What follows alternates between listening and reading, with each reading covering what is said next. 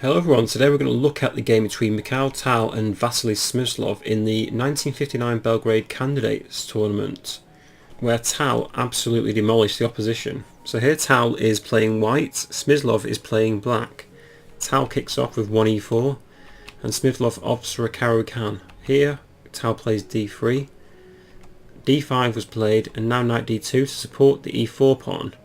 So if black takes on e4 here, we could probably take back with the pawn, and e5, knight gf3 and queen c7 would continue the play.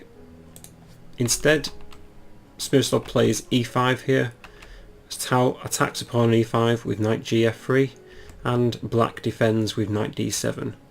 Now white is ahead in development, so Tal cracks this position right open with d4, a great move here.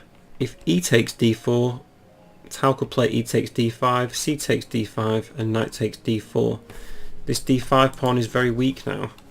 So if bishop c5, white can continue developing with knight to b3, the bishop retreats and play could continue, let's say knight f5 to attack g7 and queen f6 to defend, and we'll just take the pawn on d5. So white is now a pawn up. However, there is some counterplay here, so after knight to e7, black is threatening to attack this f2 pawn.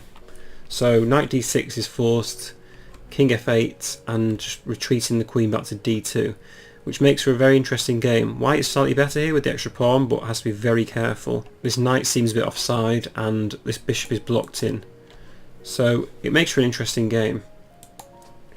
Instead, in this position, d takes e4 was played by Smyslov and Tal took the pawn on e4, e takes d4 and queen takes d4.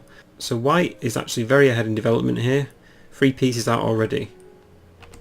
Knight gf6 from black, and Tal pins that knight with knight g5, and black plays bishop to e7 to get rid of the pin. Now there's quite an interesting variation here where Tal could have opted for knight d6 here, check. If bishop takes, queen takes, and black could continue with several moves. Queen a5 is an option with check, and the bishop could retreat to d2 and queen c5, bishop b4, and if we swap queens off, black is actually struggling to castle. So knight f8 could be played, and white's best move is bishop d3 followed by bishop e6, castles, and bishop c5. We're into a very interesting middle game where both sides have chances. After knight d6, bishop takes d6, queen takes d6. Black could also opt for knight to e4 here, but bishop takes d8, knight takes d6 and bishop a5 gives white a slight edge. The bishop on c8 is undeveloped and white is just going to castle and attack this d6 knight, so it looks as though white has a better position.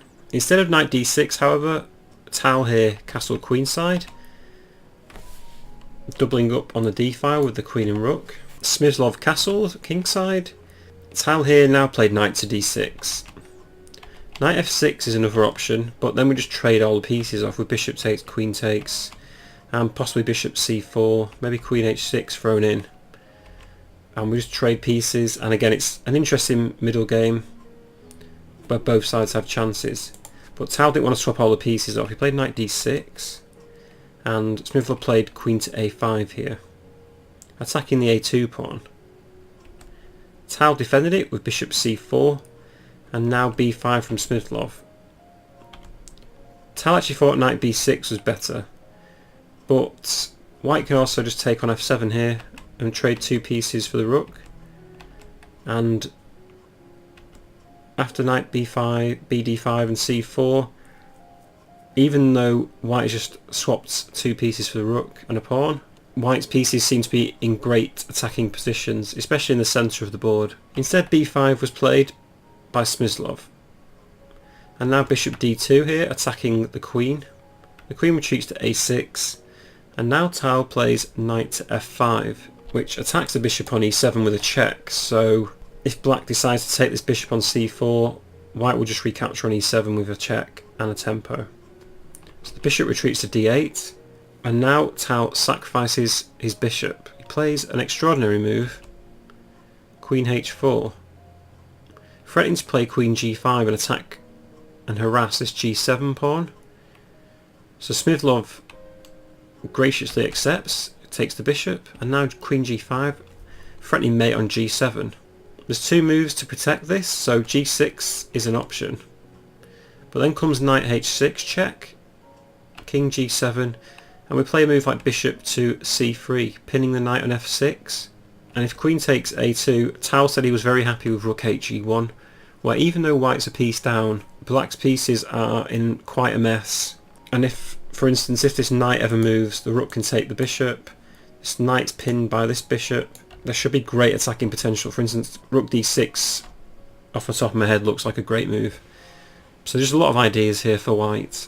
Instead, Smyslov plays knight to h5, protecting the pawn on g7 with the knight, and the bishop attacks the queen. Tal plays knight h6 check. The pawn can't take that because it's pinned by the queen. So king moves to h8, and now queen takes h5, threatening the pawn on f7 with both the knight and the queen. Bishop f6 is an option here, where good follow knight g5, where three pieces are attacking this pawn. If bishop takes g5, queen takes g5, and bishop c3 is coming in. So for instance, if queen takes a2, bishop c3, threatening mate on g7 again, f6 and queen f4 would follow. If black ever takes this knight on h6, then follows rook e1, so white sacrifices a piece to gain this really good attack with queen g3, king f7 and rook d6. And black's king's in a mess, his pawn structure's wrecked, and a lot of his pieces aren't doing anything. For instance, this bishop and this rook, and this queen isn't doing anything either. If black decided to take on h6 straight away, bishop c3 could be played with check. After f6, queen takes h6, and something like bishop c7, rook e1. Again, black's piece is very offside. If the queen opts to take this pawn, then just comes rook e7 and it's pretty much game over. Black is in a right old mess. So after queen h5 here, Smyslov decided to take on a2 with the queen, and Tal played bishop to c3, pinning that pawn on g7. In the game, Smyslov played knight f6 here. Bishop c7 was also an option, but then comes knight takes f7, king g8, check again, king h8, and just something like king d2, maybe threatening rook a1, and play could continue with bishop f4 and king e2. If knight f6, then we attack the bishop, and it gets a bit messy, but after knight e5, this is a computer variation by the way, bishop takes, knight f7, king moves, knight takes, white stands better, knight d5 and just queen d4, so white's actually winning this position. Smyslov opted for knight f6, and this is an absolutely huge mistake. I'll just give you 5 seconds and see if you can spot the winning combination. So if you spotted this, it was queen takes f7, and this wins because if rook takes f7, then just comes rook takes d8 check, and there's no way to defend mate. For instance, if the knight goes back, just rook takes and it's game over, checkmate. So queen takes f7, Smyslov throws in queen a1 and king d2, so this you may think, oh, this stops rook takes d8, but no. After rook takes f7, just knight takes f7, king g8, and simply the rook takes a1 from Tal, and king takes the knight. So white's the exchange up. This may not seem like a lot, but black's pawn structure is in a right old mess. After knight e5, king e6, Tal just takes on c6. The knight moves with check, king attacks it, bishop to b6, and bishop to d4. So we're going to trade some pieces. The knight's attacked by the king, and the bishop's also attacked by the bishop, and that pawn's pinned on a7. And here Smyslov actually resigned. So all in all, it was just Tal's piece positioning and attacking potential that screwed up Smyslov in this game. Knight f6 was an absolutely terrible move. This queen f7 move was a good spot by Tal, but we expect no less from someone of his standard. I think it's just the piece positioning that really won him this game. This bishop on c3 is an absolute beast, and quite frankly these two pieces haven't done anything all game for Smyslov. Thank you for watching this video. I hope you liked it. Please subscribe if you want more chess videos in the future, and I'll see you in the next one.